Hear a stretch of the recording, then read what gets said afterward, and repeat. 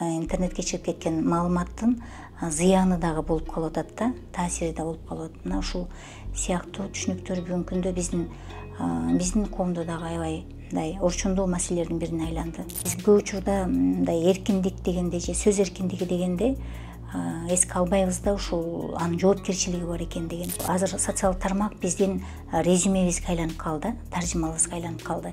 Эгерде биз башканы ойлобосок, биз өзүбүздү да ойлошубуз керек да. Мен жөнүндө кандай пикир, кандай образ жаралып калат. Бирок эң жакшысы унчукпай коюудан өткөн жакшы жооп жок да.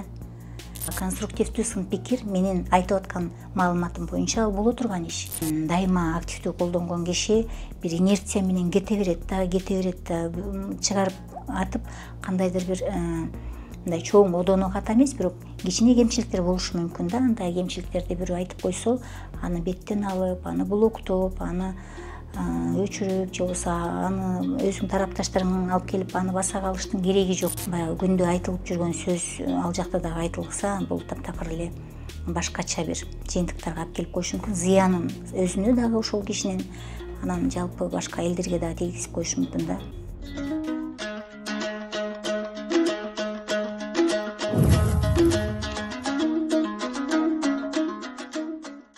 Кутман күнүңүз менен Жамааттык медианын көрөрманы жана угарманы. Сиз Медиа Элек подкастынын кезектеги чыгарылышын көрүп баштадыңыз. Бул жолу биз социалдык медиада өзүн алып жүрүү этикасы боюнча сүйлөшөлү деп турабыз. Студиянын мейманы филология илимдеринин кандидаты, адабиятчы Гүлзада Станалиева. Кутман күнүңүз менен кош келдиңиз. Саламатсыздарбы? Алгач эле ушу социалдык медиада өз оюн билдирүүдө чек кандай болуш керек, негизи эле этика дегенге кайсылар кирет экенин айтып койсоңуз. Азыр эми жаңы түшүнүктөр биз жөнөкөй чыныгы жашоодо эмес, онлайн жашоодо, виртуалдык жашоодо, ошол интернетте дагы жашообуз экиге бөлүнүп калды да. Анан ошондон улам азыр санарип этика деген да түшүнүк пайда болду. Санарип маданият деген түшүнүктөр пайда болду. Санарип же болбосо медиа гигиена деген түшүнүктөр пайда болду да. Бул түшүнүктөр ар бир мурда мисалы журналисттерге эле керек деп ойлосок, бүгүнкү күндө бардык ар бир адам социалдык тармактын мындай колдонуучусу болуп калгандыктан, бул ар бир адамга тиешелүү болуп калды. Ал мындай жанагы WhatsApp группа же Telegram группадагыдай эмес. Мисалы үчүн ал жерде мисалы 10 киши, 5 киши отурушу мүмкүн. Бул дүйнөгө тарап кете турган интернет желесинде отургандарын кээде унутуп калат да жарандар. Адамдар унутуп калып, анан каалагандай баягы досторуна сүйлөгөндөй сүйлөп, досторуна айткан тамашаны айтып, мындай чектерин билбей калып атат да. Бул өтө кооптуу, анткени мына көп өлкөлөрдө ошол мыйзамдаштыруу жагында карап атышат муну. Анткени андай жалпы коомчулукка интернетке чыгып кеткен маалыматтын зыяны дагы болуп калып атат да, таасири да болуп калып атат. Мына ушул сыяктуу түшүнүктөр бүгүнкү күндө биздин коомдо дагы аябай мындай орчундуу маселелердин бирине айланды. Ошо сиз айтып аткандай ойлонбой сүйлөп алуу кандай кесепеттерге алып келет?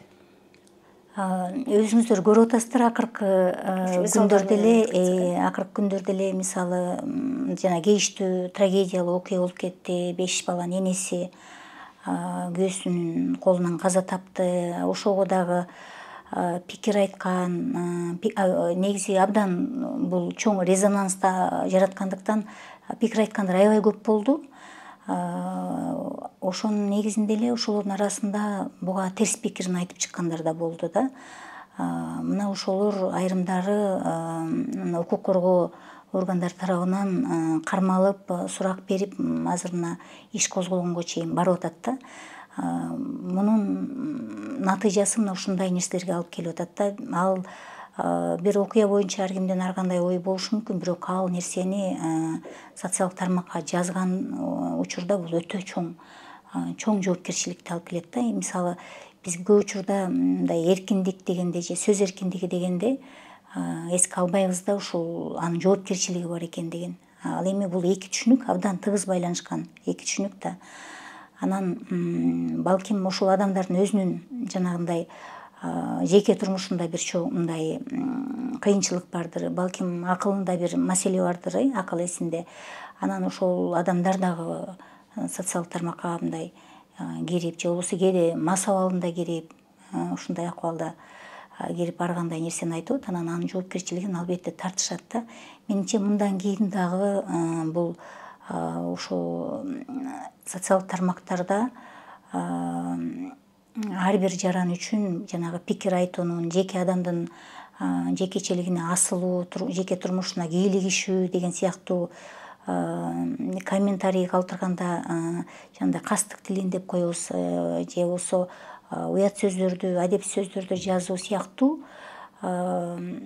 мындай ошондой нерселерге мыйзам чегинде жооп берүүнүн бир мындай ушул маселени күн тартибинде кое турган мындай курчуп келатат десем болот да. Жана сиз айткандай мындай пикирлерин, ар кандай пикирлерин айтып атканда, булар ага жала жаап, туура эмес, негизсиз, далилсиз эле бир сөздөрдү жазып коюшкандыктан алар азыр ошол сөз үчүн жооп берип башташпадыбы?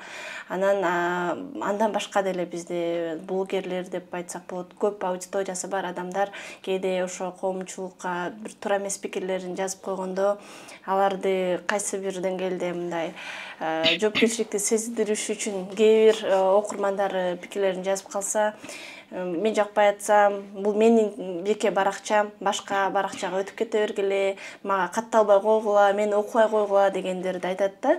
Бул жерде ушуларга пикириңиз кандай? Бул чын эле ушинтип өзүнүн жоопкерчиликти алган туурабы? Же ал ушунча аудиториянын астында сөзсүз өзүнүн жоопкерчилигин сезиш керекпи?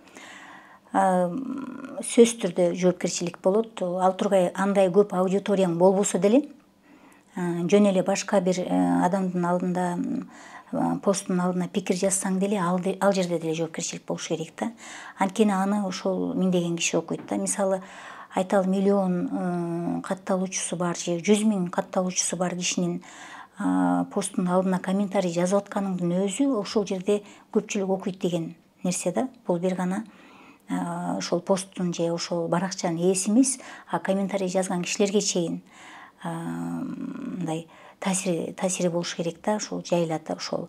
Анан албетте бул жанагы баракчаны алып барганда бул азыр жанагы катталуучуларды көбөйтөм, көрүүлөрдүн санын көбөйтөм деп кээде хайп кылып, кээде адаттан тыш адепсиз сөздөрдү колдонуп же адаттан тыш бир видеолорду чыгаргандагы айрыкча ТикТокто ушундай болуп кетпедиби? Анан ушунун негизинде жана ТикТоктун жабылганында бирден бир себеби ушул болуп калды да. Азыр эми маалыматты электен өткөрүү жанагындай айрыкча жанагындай өспүрүмдөргө терс таасир тийгизүү же болбосо бир жеке адамдын турмушуна терс таасирин тийгизип кое турган, анын ден соолугуна баягы ага моралдык жактан бир мындай зыян тийгизе турган маалыматтар болгондо бул өзү жоопкерчилик мындай жоопкерчиликке алып бара турган нерсе да. Анткени биз ар бир адамдын баягы жеке жашоосу, ал жөнүндө айтуу же болбосо кээде суробой эле анын сүрөтүн чыгаруу же болбосо ал менен жазышкан каттарын да чыгарып кое атышпайбы? Кээде өлгөн кишинин акыркы жолу мен менен ушинтип жазышты эле деп чыгарып койгон учурлар кездешип атат. Ал эгерде жакшы тарабынан болсо мейли, а бирок ага терс таасирин бир жаман пикир калтыра турган нерсе болсо, бул албетте анын туугандарына, ошол кишинин арбагына деле мындай кыйын, туура эмес болуп калат да. Мына ушул жагынан алганда биз жеке адамдын жашоосу, анын жеке чек арасы бул ыйык нерсе экенин унутпасак дейм да. Биз ушул тараптан көбүрөөк мындай кээде мындай билимдүү адамдар деле ушуга жол берип коюп атканын көрөбүз да. Демек, ошо этикалар ар бирине токтолуп атасыз. Билдирүү жазганда жана бирөөлөрдүн жеке сүрөттөрүн, ал жөнүндө маалыматтарды чыгарууда анын уруксаты жок, аны жарыялаганга өзүнүн баракчасы болсо дагы мындай жол жок экенин баардык колдонуучулар түшүнүш керек деген. Ооба. Дагы ушундай эле этикаларды уланта берсеңиз болот. Дагы кайсылар эң негизги? мындай ар бир колдонуучу, социалдык медианы колдонуучу эмнени эске алыш керек? Эмне гана жарыялап аткан болбосун, жазып аткан болбосун? Биз азыр мындай деп ойлойбуз да, бизде жанагы социалдык тармакта канча досубуз болсо ошолор эле окуйт деп, же болбосо канча катталуучубуз болсо ошол эле окуйт деп. Бирок бул азыр социалдык тармак биздин резюмебизге айланып калды, таржымалыбызга айланып калды. Мисалы мурда жумушкаларда жанагындай эмгек китепчеңди же болбосо тиги резюмеңди сурап, документтериңди сурап, анан ошол менен кабыл алышчу да. Азыр иш берүүчүлөр же болбосо өнөктөштөр же болбосо жөн эле бир сен менен бир кызматташайын деген ниети бар адамдар сен социалдык тармактагы баракчаңа кирип калды да. Бул ошондуктан социалдык тармакка бүт өзүбүздүн жаман жакшы жактарыбызды мындай ачык көрсөтүп коюп жатканыбыз өзүбүзгө эле зыян алып келет экен да. Менин дагы мисалы жакшы жазган, баягы мен университетте иштегендиктен баягы иш берүүчүлөр, жумуш берүүчүлөр сурап калат да, жакшы студенттериңиз болсо бериңиз, сунуштасаңыз ушундай ишке бизге киши керек эле деп. Анан мен баягы ошолордун талабына жараша студенттерим берсем, анан алар болсо анын социалдык тармактагы баракчасына кирет экен. Анан ал мындай деп жазыптыр, мындай постту чыгарыптыр, анан жоопкерчиликтүү элеби же болбосо мындай конфликтке жакын киши эмеспи, бала эмеспи, кыз эмеспи деп сурап калып атышат да. Ошондой эле баягы башка кесиптештер дагы ушул боюнча киши керек эле, ким бар, ушундай адис керек эле дегенде, ал мен тааныган адистеримди жөнөткөндө дагы алар сөзсүз түрдө ошол нерселерге көңүл бургандыгын байкап калдым да. Ошо акыркы жылдары бул аябай мүнөздүү көрүнүш болуп калды. Ошого карап айта турган болсок, биз башка бирөөгө эмес, биринчи кезекте өзүбүздүн мындай карьерабызды да ойлонушубуз керек. Репутациябыз үчүн, аябай бул имидж үчүн бир эле нерсе бир өзүбүзгө чоң зыян алып келип коюшу мүмкүн да. Ал тургай мейли сиз карьера кылбаңыз, башка кылбаңыз, жөн эле мисалы үчүн досторуңуз, дос күтөсүз, жаңы тууган, куда сөөк, жана башкаларды бүтөсүз да. Жашоодо алака катышсыз мүмкүн эмес да жашаш. Мына ушул учурда дагы ал жерде сиздин өзүңүздү баягы ошол нерсени жазып атканда бир тамаша жазасызбы, же болбосо бирөөгө бир мындай жаман пикир жазасызбы, мына ошонун баардыгы анализдеп келгенде сиз өзүңүз да байкабай калган, сиз жөнүндө бир жаман бир образды жаратып коюшу мүмкүн да. Биз эгерде биз башканы ойлобосок, биз өзүбүздү да ойлошубуз керек да. Мен жөнүндө кандай пикир, кандай образ жаралып калат. Андан кийин мен ошол образ менен, ошол имидж менен кандай чөйрөгө кире алам, кандай чөйрөгө мага эшиктер жабылып калат деп ойлонушубуз керек да.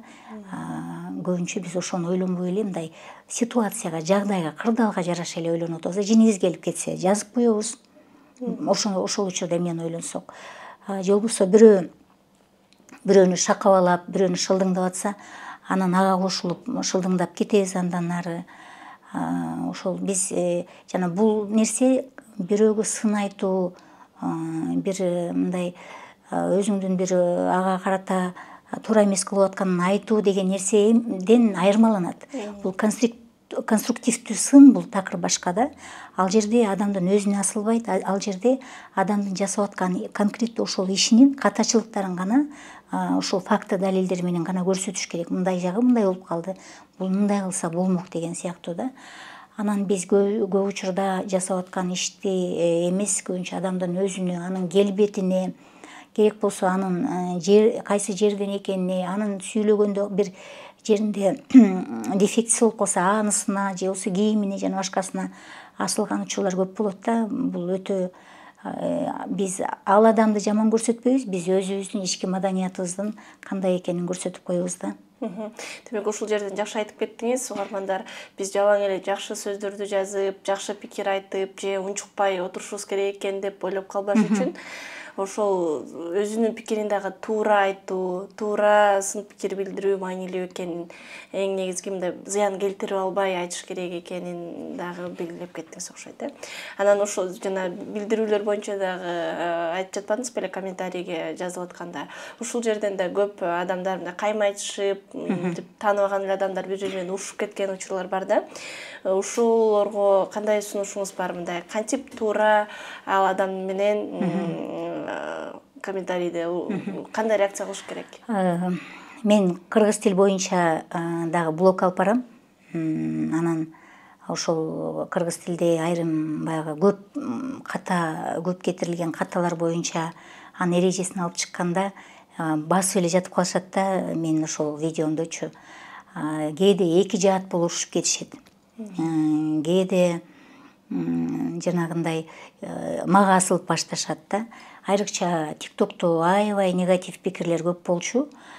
Бирок мен баягы медиада иштеп жүргөн адис катары баягы негатив пикирлерге мындай маани бербейм да, аны көтөрүп кетем. Анан алар менен мындай ошондой жазып атса, демек эми баягы менде көрүүчү көп болот, видео жакшы кетет, көбүрөөк жайылат. Негатив пикирлер кайра кээде баягы видеонун рейтингке чыгара берет да, көп көрүүгө түрткү бере берет. Анан бирок эң жакшысы унчукпай коюудан өткөн жакшы жооп жок да. Анткени аны жазсаң кайра жаза берет да, эч мындай ал токтобойт да. Анан унчукпай коюу керек. Анан кээде мен жанагындай бир кандайдыр бир динийби же жанагындай аймактар арасындагы же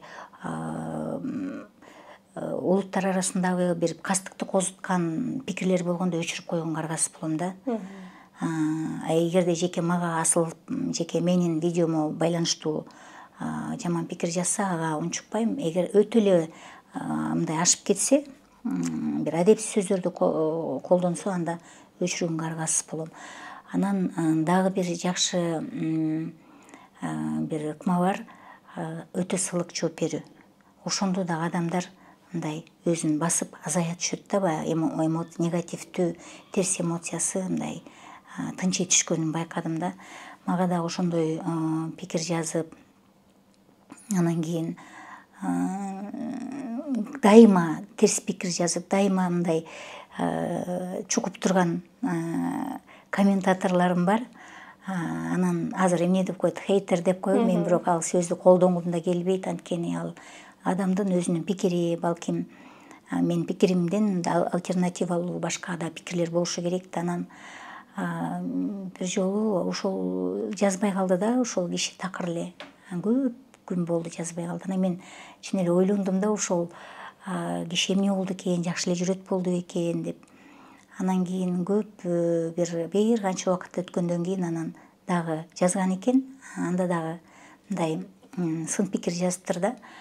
Анан бирок ал кишиде мындай адепсиз сөз же болбосо мындай жок, конструктивдүү пикир, сын пикир айтат да. Мага да ошондой сын пикир айткан кишилер болушу керек да, ар бир. Мен жана айтып атпаймынбы, теге сын пикир менен баягы атайын мындай мыскылдап, козутуп, аны бир конфликтти козутуу же болбосо анын жеке өзүнө асылуу эмес, а конструктивдүү сын пикир менин айтып аткан маалыматым боюнча ал боло турган иш. Анан ал кишини жазганда мен чынын айтсам сүйүнүп кеттим. Аман эсен экен, жакшы экен деп. Анткени ошондой дагы диалог керек да. Анан ал кишиге сиз жакшы эле жүрөсүзбү, көптөн бери жазбай калдыңыз деп, жеке турмушта тааныбайм да десем, көптөн бери жазбай калдыңыз, жакшы эле жүрөсүзбү, сизди ойлоп койдум эле эмнеге жоголуп кетти деп десем, ал киши дагы саламатсызбы деп, анан мен сизди абдан сыйлайм деп жазыптыр да. Анан ошондон кийин ал азыр деле жазышы мүмкүн, мага бир сын пикир жазышы мүмкүн, бирок бул нерсе бизде мындай капалантпаш керек да. Урушканга бир мындай жүйө болуп бербеш керек да. Эгерде адистердин арасында ал дагы адис өзүнүн тармагы боюнча ушундай сын пикирлер болсо, бул башка кеп да. Анан кээде биз ошондой конструктивдүү сын пикир айтып койгондо кайра ошол посттун автору ага катуу ал менен урушуп кеткен учурлар кездешет, же болбосо өзүнүн тарапташтары менен чогулуп баягы кишини ур тепкиге алышат да, же болбосо ушундай өчүрүп же блоктоп ошондой болот да. Биз ушул санарип дүйнөдө маданияттуу диалог курууну, баарлашуунун деңгээлине, маданиятына мындай кээде көтөрүлө албай жатабыз да. Эмоция ар бирибизде бар, баарыбыз жакшы сөз уккубуз келет албетте, бирок дайыма эле жакшы сөз бизге жардам бере бербейт. Кээде бизди ошентип контролдоп, сын мындай конструктивдүү туура бир далилдери менен сын пикири болсо, аны дагы ойлонуп коюш керек да. Анткени кээде өзүң деле билбей каласың да, мындай жасап аткан ишиңдин жаман, жакшы жагын, ак карасын, кайсы жерде туура эмес кетип атканын кээде аңдай албай калган учурлар да болушу мүмкүн. Анткени социалдык тармак, айрыкча блогерлик кылган киши, дайыма активдүү колдонгон киши бир инерция менен кете берет да, чыгарып атып кандайдыр бир мындай чоң одоно ката эмес, бирок кичине кемчиликтер болушу мүмкүн да. Андай кемчиликтерди бирөө айтып койсо, аны беттен алып, аны блоктоп, аны өчүрүп, же болбосо аны өзүңдүн тарапташтарың алып келип аны баса калыштын кереги жок деп айтар элем да. Дагы ушул социалдык медиада сиз байкап жүргөн этикага туура келбеген кандай кемчиликтер бизде орун алат? Жанагы балдарды чыгарып коюп атышпайбы? Сурабай эле ата энесинен чыгарып коюп атышат, же болбосо кандайдыр бир жерлерде баягы ал жерде отурган элдерди тартып чыгарып коюшу мүмкүн, бир чакан чөйрөдө отурган. Же болбосо өздөрүнчө отуруп, шериneде отуруп, ырдап, баягы эс алып отурган жеринен дагы чыгарып коюп атышпайбы? Ошол дагы менимче туура эмес да. Анткени сен жумушта башкасың, коомдун көзүндө башкасың, анан эс алып жаткан жайда башкасың да. Адам эс алат, адам күлөт, адам тамашалап ар кандай сүйлөшү мүмкүн досторунун бир чакан чөйрөнүн арасында, өзү көнгөн чөйрөнүн арасында. Биз роботтой болуп эле түптү жүрбөйбүз да. Анан ошондой учурларда чыгарып койгон дагы туура эмес да. Аны өздөрүнүн мындай жеке чакан группасында чыгарып, өздөрүнчө мындай сактап алса болот. Ал эми бардык дүйнө көрө турган платформаларга чыгарып коюу туура эмес деп ойлойм да. Мен ушуларды байкап калам. Андан тышкары, мисалы мен өзүм деле студенттерим менен бир видео тартып калабыз, бир иш чараларыбыз. Ошондо сурайм, чыгара берейинби сени, чыгара берейин деп. Анткени менин да бир студентим бир жолу мен дагы ага чейин иш үстүндө иштеп атканыбызды чыгарып, анан ошол иш боюнча айткан бир постум бар эле. Ошондо студентим келип, мени чыгарбаңыз, мен такыр сүрөттөрүмдү чыгарбайм деп айтты да. Бул анын принциби, анын пикири. Анан мен дароо ал сүрөттү алмаштырдым да. Ушундай учурлар болот да. Биз студент болобу, окуучу болобу сурап коюшубуз керек. Эгер жашы жете элек бала болсо, анда ата энесинен сурашыбыз керек. Тилчи катары ушул мындай кандай кастык тилин айтып калдыңыз же жана баспырлоо сөздөрдү айтып атасыз? Ошо кандай одоно бир сөздөр же мындай тил эмнелер колдонулат? Кастык тили да бөлүнөт да. Жумшак кастык тили, өтө катуу кеткен кастык тили деп, анан өтө катуусу жанагы муну жок кылыш керек, кууп чыгыш керек, ал тургай деги жок кылууга чейин уруп согуп иши кылып айтып ушул мындай чакырыктар. Булар аябай катууга кирет. Анан күчтүү айтылган кастык тилине кирет. Анан жумшагы болсо жанагындай мазактоолор, аны кемсинткендер, анын мисалы үчүн саясатта аял заты бир пикир айтып чыкса, аял депутаттар, анан аларга аял катары кемсинткен, же болбосо жашы улуу киши болсо, ага болсо үйүңдө эле неберең карап отура бербейсиңби, эмне аралашып атасың деген жаш өзгөчөлүгүнө карата, же болбосо жаш болсо деле сен жашсың, сен буга акылың жете элек деп жаш курагына карата ушундай кемсинтүүлөр, кээде анын регионалдык жагына өтүп кетүү, кээде анын билимдүү билимсиздигине карата ушундай, же социалдык баягы мүнөзүнө жараша ушундай бөлүү, ушундай болуп атпайбы? Мына ушул нерселер абдан мен байкаганда ушул нерселер дагы бар да. Биз пикир айтканда ошол конкреттүү иш боюнча эле айтсак деп ойлой элем да. Мен дагы ушул аябай тездик менен өнүгүп атпайбы? Социалдык тармак, жаңы медиа, бүт ушундай интернет биздин жашообуз экиге бөлүнүп калганын кээде аңдабай эле жашоодо кандай болсок, ал виртуалдык же онлайн дүйнөдө деле ошондой болуп атабыз да. Мына ушунун өзү жалпы калкка экөөнүн ажыратып билүү керектигин мындай аң сезимдүү түрдө сезишибиз керек болуп калды да. Анан баягы күндө айтылып жүргөн сөз ал жакта дагы айтылса, бул таптакыр эле башкача бир жыйынтыктарга алып келип коюшу мүмкүн. Зыянын өзүнө дагы ошол кишинин, анан жалпы башка элдерге дагы тийгизип коюшу мүмкүн да. Бирок ошо сиз айтып аткан мындай кээ бир адамдар социалдык медиада мынтип өзүнүн чыныгы жашоосундай алып жүрүшпөйт да, тескерисинче. Ал жагы да бар. Ал жагы да бар. Чыныгы жашоосунда башка, бирок социалдык тармакта башка. Мен бул жерде айтып атканым жанагы санарип этиканы сактоо, санарип маданиятынын чегинен ашып кетпөө деген да. Маалымат менен иштөө, кандай маалыматты бөлүшүп атасың. Кээде биз бир маалымат чыгып кетсе эле шак ойлонбой эле бөлүшүп коебуз да, ал жалган маалымат болуп калышы мүмкүн. Ал эми жанагы чыныгы өзүнүн жашоосу башка болуп, анан тигил жакта башка, андай да бар. Инстаграмда айрыкча өздөрүнүн башка жашоосун көрсөтөт да.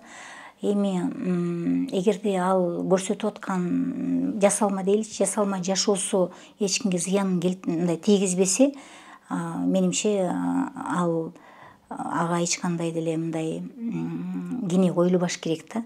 Ал ошондой бир образды чагылдырып атат.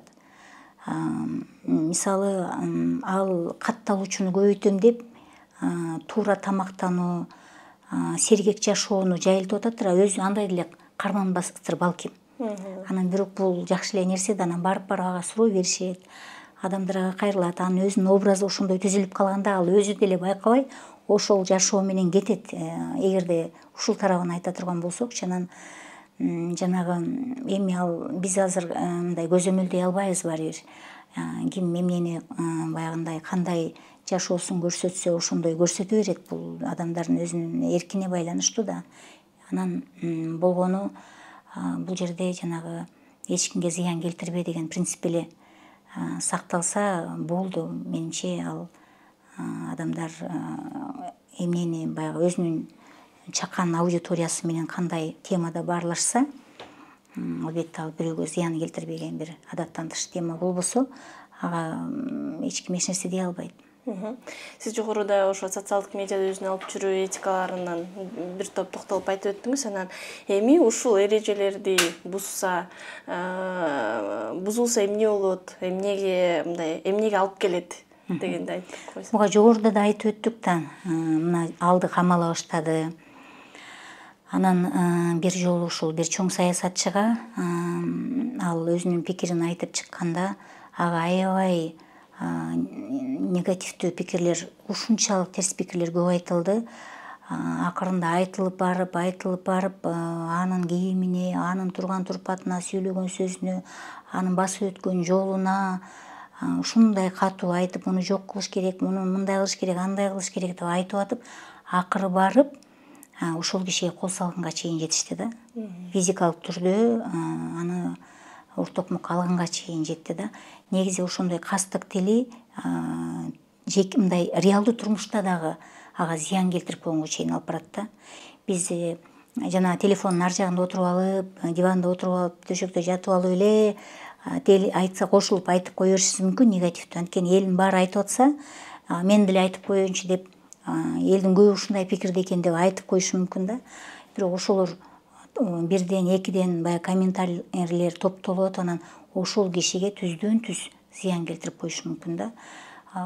Ошондой бир натыйжаларга алып келип коюшу мүмкүн. Бул биздин Кыргызстанда көп эле жолу болду. Жана кандай кастык тили деп атпайсызбы, мына ошол чакырыктар айрыкча коркунучтуу да. Чакырыктар коркунучтуу. Анан кээде кастык тилин негизи аныктоо кээде кыйын да. Кээде бирөө мындай окуса анда эч кандай нерсе жок, бирок ошол сөз айтылып жаткан, адрестелип жаткан киши анын жүрөгүн менен кабыл алышы мүмкүн да. Анткени анын бир ошо эл билбеген, ошол киши гана билген нерсесин акырын тийишип коюшу мүмкүн. Мына ушул сыяктуу нерселер бул адам өзүнө өзү кол салууга чейин жеткирген учурларга чейин барат да. Ошондуктан азыр социалдык тармакты колдонууда жанагы бизде азыр мындай болуп калбадыбы, үй бүлөдөгү чыр-чатактагы социалдык тармакка чейин чыгып кетип атат. Айрыкча белгилүү адамдар эки башка турмуш жолуна түшсө социалдык тармактарга чейин маек берип, анан пикир жанагы баракчасында пикир айтып, анан ал жерден алып медиа аны чагылдырып ушундай болуптур деп. Эки убак ыйлаша беришет киши. Ошол жерде ошентип экөөнүн үйүндө гана боло турган уруш тиги коомчулукка чыгып кетип атат да. Бул дагы менимче өтө мындай, алардын көрүүчүлөрү көп, катталуучулары көп. Бул дагы туура эмес деп ойлойм да. Биринчи кезекте бул ошол адамдардын өзүнө терс таасирин тийгизет. Анткени алардын психикасына терс таасирин тийгизет. Канчалык турмушта кыйын нерсе болсо деле, аны мындай өзүңдүн жеке турмушуңду аны өзүң жеке эле кармап, ушул жакын өзүңдүн жакындарың менен бөлүшүп эле мындай жалпы коомчулукка чыгаруунун кажети жок да. Бизде акыркы күндөрү ушул сыяктуу көрүнүштөр да абдан күч алды. Жана буллингке да кичине токтолуп атпайсызбы? Мисалы, бул жерде отуруп бир билдирүү жазса, ал дагы бир адамга жазып атканын, ал адамга кандай таасирин тийгизет экенин, балким сиз айткандай бир зыян дагы келип калышы мүмкүн дегенди ойлонуп туруп анан жазыш керек демек, пикир жазып атканда. Ооба, кээде менде бир окуя болду да. Бир акын курбумдун ырына аябай жаман пикир жазыптыр да бирөө. Анан ал ошону сотко бергенге аракет кылды да. Анткени ал атайын эле кара ниет менен жазып атат бул пикирди деп. Баягы өзүң ырың, өзүң чыгармаң балаңдай да. Ага албетте сын пикирлер айтылат, ырларга айтылышы керек. Адабиятчылар, эксперттер айтат өзүнүн пикирин. Киного деле айтат, башка баягы ушундай чыгармаларга айтылат да. Бирок ал жерде абдан мындай кыянаттык менен айтылган сын пикир болгондуктан ал ошол органдарга кайрылганда аныкын мындай карашпай коюптур да. Анан акыры бир канча жолу барып атан ошону каратканга чейин барган. Ошондой окуялар бар да. Биз ушул эми баягы элдин оозундагы ар кимдин оозун ооздуктоо да кыйын, бирок менимче мындан баягы ушул сыяктуу бизнес экөөбүздүн маектер көп болсо, роликтер көп тартылса, бул жөнүндө биз көп айтпайбыз. Ошол социалдык тармактын өзүн санарип этиканы, санарип маданият жөнүндө көп сөз болбойт. Менимче ушул жагын күчөтүшүбүз керек. Биз жанагы камалгандарды акыркы күндөрү эле ошол жанагы келиндин өлүмүнө байланыштуу аябай жаман айтып, ал жогорку кеңешке чейин чыгып, коомчулукта резонанс туудуруп, анан кармалышты. Мына ошолор гана бир аз деп бизди сестентти да.